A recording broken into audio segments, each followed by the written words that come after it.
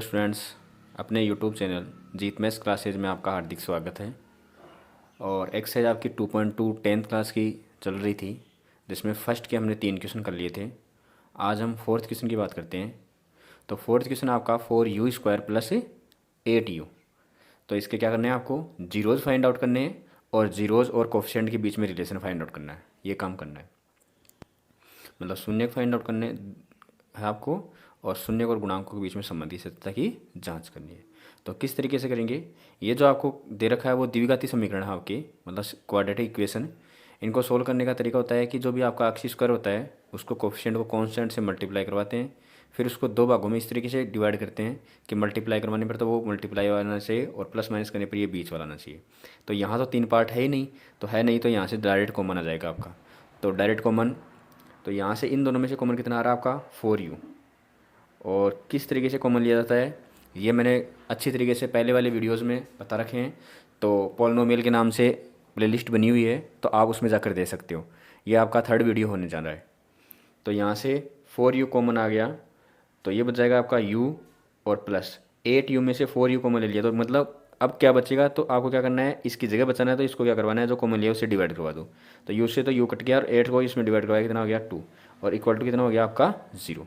तो ये हो गया आपका, एक बार तो 4u equal to 0,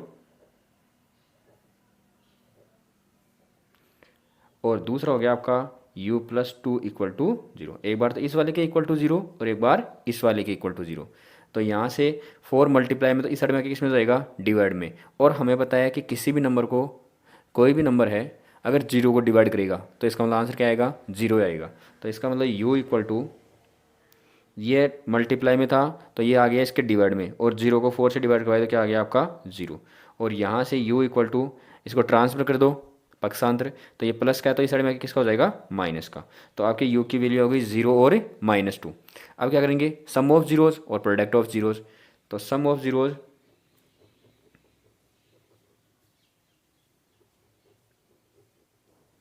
equal to, इन दोनों को ऐड कर दो, तो ये माइनस का, तो यहाँ माइनस का आ जाएगा, तो ये क्या हो जाएगा -2। और आगे हो जाएगा प्रोडक्ट ऑफ जीरोज़,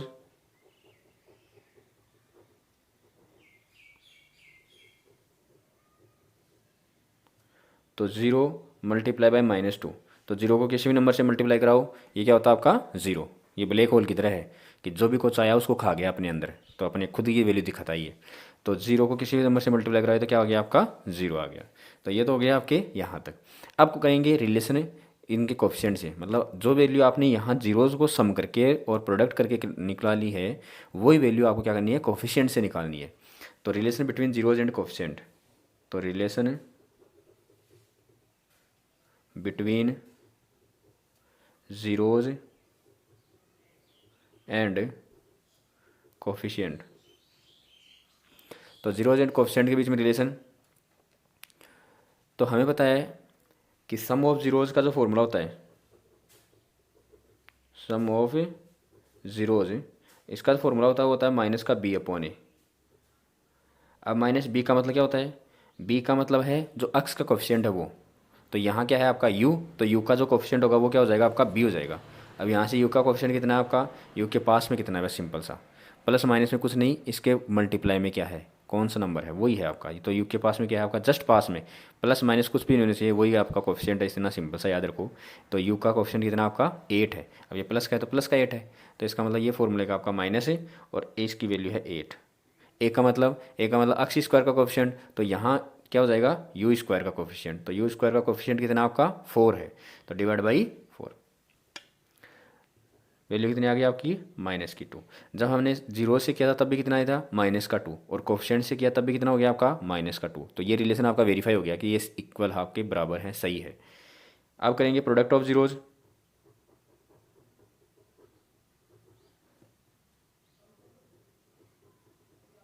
और वो था आपका c/a।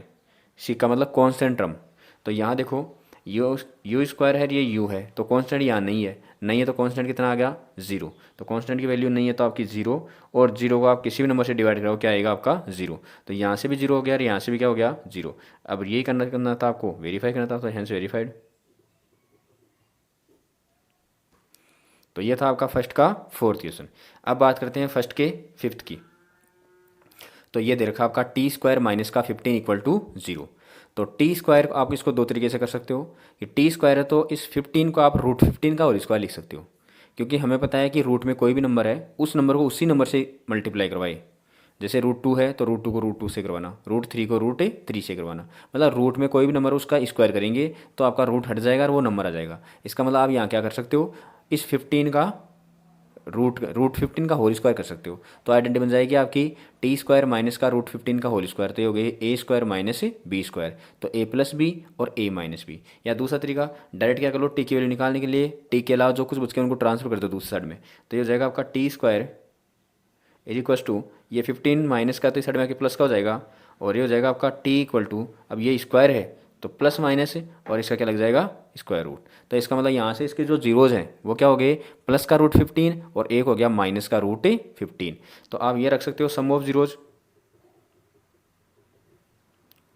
Some of zeros equal to एक तो है आपका प्लस का 15, एक माइनस का भी तो लेंगे तो माइनस का रूट 15, वैल्यू कितनी हो गई आपकी 0। फिर प्रोडक्ट ऑफ जीरोज,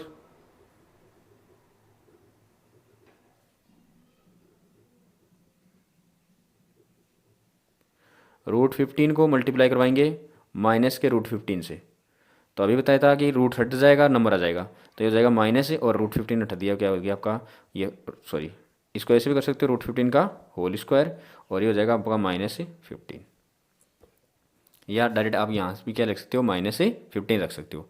भाई जो आपके पास में नंबर दे रखा है अगर वो रूट में है और 2 टाइम आपको उसको मल्टीप्लाई करवा रहे हो तो रूट तो हट जाएगा और वो नंबर आ जाएगा आपका एच डी से। अब ये तो आपके क्या कहाँ से आई, जीरो से आए। अब क्या करेंगे, रिलेशन फाइंड आउट करेंगे जीरो से और कोफिशिएंट के बीच में। तो यहाँ रखेंगे रिलेशन बिटवीन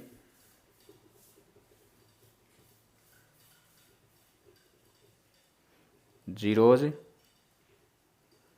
एंड कोफिशिएंट।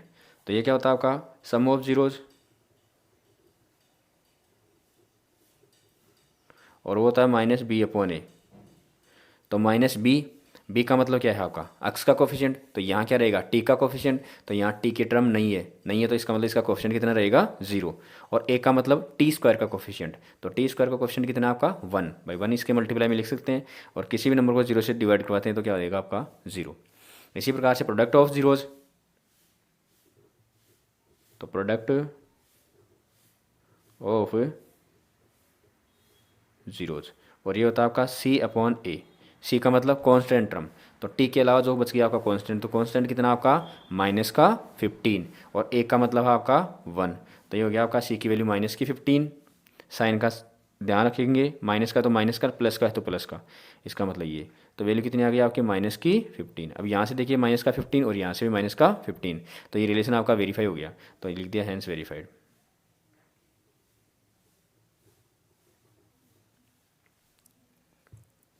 ये आपका फर्स्ट का 4th और 5th क्वेश्चन हो गया। अब लास्ट क्वेश्चन बचा है वो करते हैं क्वेश्चन नंबर 6। लास्ट 6 क्वेश्चन आपका 3x² - x और -4 = 0।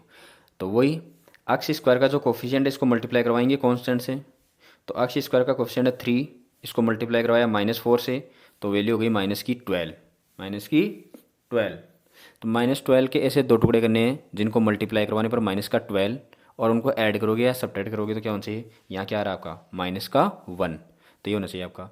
तो आप प्राइम फैक्टर कर सकते हो, मैंने तरीका बताया था प्राइम फैक्टर वाला सबसे अच्छा तरीका होता है, और फिर उसको कॉम्बिनेशन बना लो अपने हिसाब से। तो जिसको नहीं पता वो मेरा सेकंड वीडियो देखिए, सेकंड वीडियो मैंने उसमें समझा रखा है। तो अगर वीडियो पसंद आए तो लाइक कीजिए, शेयर कीजिए, और चैनल पर कोई नया हो तो सब्सक्राइब कीजिए। तो ये हो गया आपका 12। तो 12 के ऐसे 2 टुकड़े हो जाएंगे आपके 4 और 3। जब 4 में से 3 को माइनस करेंगे तो कितना हो जाएगा आपका 1, और 4 को 3 से मल्टीप्लाई करवाएंगे तो हो जाएगा आपका 12। तो ये हो गया आपका 3x² माइनस, यहाँ 1 कैसे आएगा, 4x में से 3x को क्या कर देंगे माइनस कर देंगे, और ये -4 एज इट इज़। अब यहाँ ये मत करना ये -4 ऐसा कैसा आएगा, ऐसा नहीं कि इसको जो मल्टीप्लाई करवाया वो मल्टीप्लाई लिख दिया, ये नहीं है। ये दोनों आपकी वैल्यू कोई भी चेंज नहीं होगी, ये तो ऐसी कैसी आएगी, बस हमें बीच वाले को टुकड़े करने हैं ऐसे, जिनको मल्टीप्लाई करवानी हो तो इनका दोनों का मल्टीप्लिकेशन है वो आ जाना चाहिए, और उनको ऐड करोगे सब्ट्रैक्ट करोगे तो खुद बीच वाला आ जाना चाहिए, बस इस तरीके से आपका। तो ये हो जाएगा आपका 3x² माइनस को अंदर लेके जाओगे तो -4x, और ये माइनस पहले से है तो माइनस माइनस क्या हो जाएगा आपका प्लस 3x, और माइनस का 4 इज इक्वल टू 0। अब यहाँ से इन दोनों में से क्या ले लो, कॉमन ले लो। तो एक्स स्क्वायर एक्स में से तो मैंने कहा था कि जो वेरिएबल है उसकी कम से कम पावर कॉमन आएगी, तो एक्स स्क्वायर एक्स की पावर 1, तो इसका मतलब एक्स आ जाएगा। और कांस्टेंट जो आपके पास में है इनके कोफिशिएंट, उनमें उनका एचसीएफ आएगा, मतलब ऐसा नंबर जो दोनों को डिवाइड करे, वो भी नंबर क्या होना चाहिए, बड़े से बड़ा नंबर होना चाहिए आपका। तो 3 तो आपका क्या है, प्राइम नंबर है, तो इसका मतलब इसमें से कोई कॉमन नहीं आएगा, कॉमन नहीं आएगा तो कितना 1, तो ये एक्स का एक्स ही रह जाएगा। तो यहाँ क्या बच जाएगा, इसको डिवाइड करवाएंगे इससे, तो ये 3 की जगह 3, और एक्स स्क्वायर में से एक्स कॉमन आ गया तो एक्स माइनस 4, तो कॉमन एक्स तो कॉमन आ गया, बच गया 4। अब ये प्लस का साइन है तो प्लस का साइन, और माइनस का साइन आई तो माइनस का। अब देखो अक्स यहाँ है, अक्स यहाँ नहीं है, तो अक्स कॉमन नहीं आएगा। 3 भी आपके पास में क्या है, एक प्राइम नंबर है, तो इसका मतलब वो किसी के साथ में मैच नहीं करता है, तो यहाँ से भी कॉमन कितना हो जाएगा आपका 1 हो जाएगा। तो बन जाएगा आपका 3x minus 4 is equal to 0। तो ये एक तो ब्रैकेट जो सेम है वो, तो उसको आप वापस कॉमन ले सकते हो, कहने का मतलब। तो ये हो जाएगा आपका 3x माइनस 4, और यहाँ क्या बच जाएगा, ये तो कॉमन आ गया, बच गया x और +1 इज इक्वल्स टू 0। तो एक बार तो आपके 3x माइनस का 4 इक्वल्स टू 0, और एक बार हो जाएगा आपका x प्लस 1 इक्वल्स टू 0। तो ये तो हो जाएगा आपका 3x minus 4 is equal to 0, और दूसरा हो जाएगा आपका x plus 1 is equal to 0। तो यहाँ से x की वैल्यू फाइंड आउट करेंगे, तो x इक्वल्स टू ये माइनस का, तो इस साइड में आके किसका हो जाएगा 4 का, और 3 इसके मल्टीप्लाई में था तो ये हो जाएगा इसके डिवाइड में, और यहाँ से x की वैल्यू आएगी, ये प्लस का है तो राइट साइड में जाएगी किसका हो जाएगा माइनस का। तो ये आपके क्या हो गए, जीरोज हो गए इसके।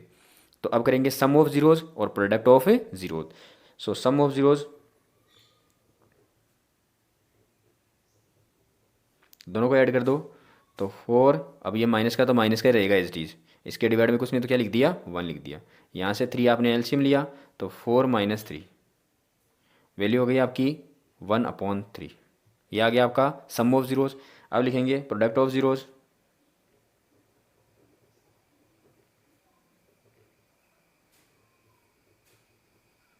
और प्रोडक्ट ऑफ जीरोज क्या हो जाएगा, 4/3 को क्या करवा देंगे, -1 से मल्टीप्लाई करवा देंगे, तो 4/3 मल्टीप्लाई बाई -1, तो ये हो जाएगा माइनस का 4/3। ये तो हो गया आपके इनके जीरो से। अब क्या फाइंड आउट करेंगे, रिलेशन फाइंड आउट करेंगे जीरोज और कोफिशिएंट के बीच में। तो यहाँ से relation between zeros and coefficient, zeros and coefficient. तो यहाँ से सम ऑफ जीरोज क्या हो जाएगा आपका, माइनस का b/a, सम ऑफ जीरोज उसका फॉर्मूला होता है माइनस का b/a, माइनस b का मतलब क्या होता है x का कोफिशिएंट, तो यहाँ से x का कोफिशिएंट कितना आपका -1, x का कोफिशिएंट कितना आपका -1, तो ये हो जाएगा आपका -1/a का मतलब x स्क्वायर कोफिशिएंट, तो x स्क्वायर का कोफिशिएंट कितना आपका 3, तो ये हो जाएगा 3, वैल्यू होगी माइनस माइनस प्लस, तो 1/3। अब यहाँ से देखिए इनका भी जो सम ऑफ जीरोज आया था कितना आया था 1/3, और यहाँ से भी कितना आया 1/3, तो ये आपकी एक टर्म तो वेरीफाई हो गई। फिर दूसरी है प्रोडक्ट ऑफ जीरोज, तो प्रोडक्ट ऑफ जीरोज, और उसकी वैल्यू होती है आपकी c/a।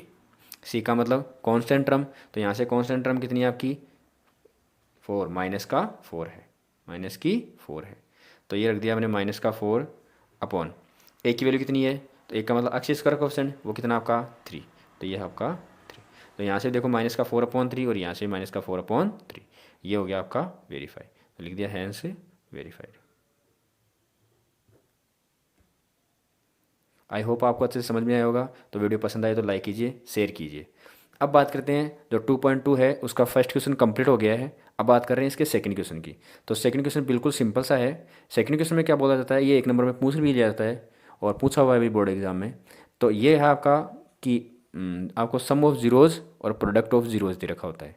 क्या है, सम ऑफ जीरोज दे रखा होता है और प्रोडक्ट ऑफ जीरोज दे रखा होता है। ये बोला जाता है कि आपको क्वाड्रेटिक इक्वेशन या जो आपका पोलिनोमियल है वो आपको फाइंड आउट करना है। तो सिंपल आपको क्या करना है, जो भी आपके दे रखा है सम ऑफ जीरोज और प्रोडक्ट ऑफ जीरोज, वहाँ से आपको एक फॉर्मूला याद रखना है, बस इतने में काम हो जाएगा आपका। जैसे यही बता देता हूँ, छोटा सा ही है, और ये सेकंड क्वेश्चन आई होप आप कर लोगे। बस आपको इतना सा समझ, एक एग्जांपल लेके इसको समझा दूंगा। तो आपको क्या करना है, सम ऑफ जीरोज़ और प्रोडक्ट ऑफ जीरोज़ जब दे रखा हो तो सिंपल आपको एक इक्वेशन याद रखनी है और उस इक्वेशन में बस जो वैल्यू आपको दे रखी है वो आपको बस रखनी है वहाँ उठाकर। जैसे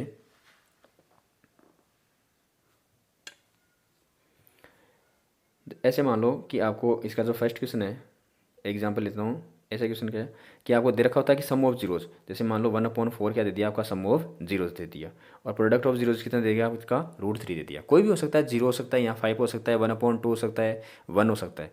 तो ये तो फर्स्ट वाला तो क्या है आपका सम ऑफ जीरोज़ है, और सेकंड क्या आपका प्रोडक्ट ऑफ जीरोज़ है। तो ध्यान रखना ये जो फॉर्मूला बनता है इस तरीके से, जब सम ऑफ जीरोज़ और प्रोडक्ट ऑफ जीरोज़ दे रखा हो और पोलिनोमियल फाइंड आउट करना हो, तो पोलिनोमियल का फॉर्मूला होता है आपका x² minus sum of zeros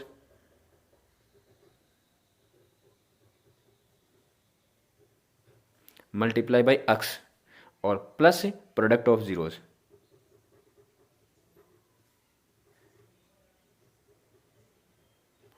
और अगर आपने इसके जीरोज़ हैं वो एल्फ़ा और बीटा रख लिए तो ये हो जाएगा आपका x² minus alpha plus beta x plus alpha into beta, ये हो जाएगा आपका।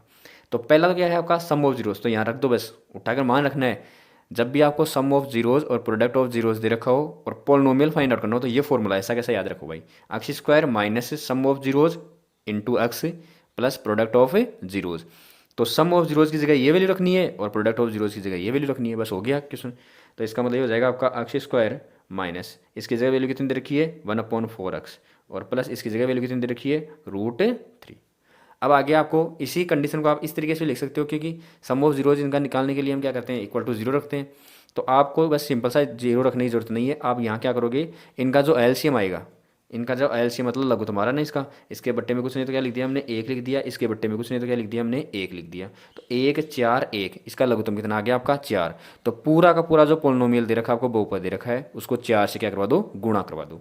तो इसको 4 से गुणा कराओगे तो कितना हो जाएगा आपका 4x²। इसी को लगा के लिख सकते हो, इसी कंडीशन को ऐसे लिख सकते हो 4x² माइनस इसको 4 से गुणा करवाएंगे तो यहाँ लिख रहा हूँ मैं 4 से गुणा करवाया, 4 से 4 कट जाएगा, 4 से गुणा करवाओगे तो 4 से 4 कट जाएगा, तो क्या हो जाएगा आपका x बच जाएगा यहाँ, प्लस इसको 4 से गुणा कराओगे तो कितना हो जाएगा 4√3, ये हो जाएगा आपका। तो ये आपका रिक्वायर्ड जो पोलिनोमियल था वो आ गया। बस सिंपल है आपका, इतना सही है। और एग्जांपल लेता हूँ एक, जैसे अगर ऐसे मान लो प्रोडक्ट ऑफ जीरोस तो दे रखा है आपका 0 और सॉरी सम ऑफ जीरोस तो दे रखा है आपका 0 और प्रोडक्ट ऑफ जीरोस आपका √5 दे रखा है या फिर 3 दे रखा है, कुछ भी मान सकते हैं। तो वही x² minus sum of zeros, तो मैं इसको डायरेक्ट लिख रहा हूँ एल्फा प्लस बीटा, कि इस पोलिनोमियल के जो जीरोज हैं वो आपके एल्फा और बीटा हैं, दो आपके, into x plus product of zeros तो एल्फा इंटू बीटा। एल्फा और बीटा क्या है आपके, एल्फा और बीटा इसके जीरोज हैं, तो इसका तो मतलब हो गया कि जीरो का क्या किया सम, तो सम ऑफ जीरोज हो गया। यहाँ क्या करवाया, दोनों को प्रोडक्ट करवाया तो प्रोडक्ट ऑफ जीरो हो गया। अब इसमें बस उठाकर वैल्यू रखनी है x² माइनस पहले वाला क्वेश्चन में मेंशन कर रखा है कि सम ऑफ जीरोज, तो इसका मतलब जीरो तो क्या है आपका सम ऑफ जीरोज है, ये है, तो इसकी जगह मैंने क्या रख दिया 0 और इंटू x की जगह x plus alpha into beta, इसका मतलब क्या है प्रोडक्ट ऑफ जीरोज, तो क्वेश्चन में दे रखा है प्रोडक्ट ऑफ जीरोज, ये सेकंड वाला रहा है, तो ये रख दिया हमने। तो क्या हो गया आपका x², ये तो आपका 0 हो गया, तो इसको लिखो या मत रखो एक ही बात है, और ये क्या हो जाएगा आपका प्लस का √15, ये कुछ भी हो सकता है आगे, कोई फ़र्क नहीं पड़ता। ये आपका बस जो आपको जो वैल्यू रखे वो वैल्यू आपको यहाँ रखनी है। आई होप आपको अच्छे से समझ में आया होगा। तो एक्सरसाइज के जो बाकी क्वेश्चन हैं वो इस वीडियो में या नेक्स्ट वीडियो में नहीं करवा रहा, मतलब जो सेकंड क्वेश्चन है एक्सरसाइज का 2.2 का, फर्स्ट क्वेश्चन मैंने कंप्लीट करवा दिया है, सेकंड क्वेश्चन के मैंने 2 एग्जाम्पल लेके अच्छे से समझा दिया है। आई होप आपको अच्छे से समझ में आया होगा। तो आप उसके एक क्वेश्चन आप खुद से कर सकते हो, बिल्कुल ईजी है, इतना टफ नहीं है। तो नेक्स्ट वीडियो में हम 2.3 जो एक्सरसाइज है वो स्टार्ट करेंगे। तो आज के लिए इतना ही। अगर वीडियो पसंद आया हो तो लाइक कीजिए, शेयर कीजिए, और चैनल पर कोई नया हो तो चैनल को सब्सक्राइब कीजिए। Thank you, have a nice day.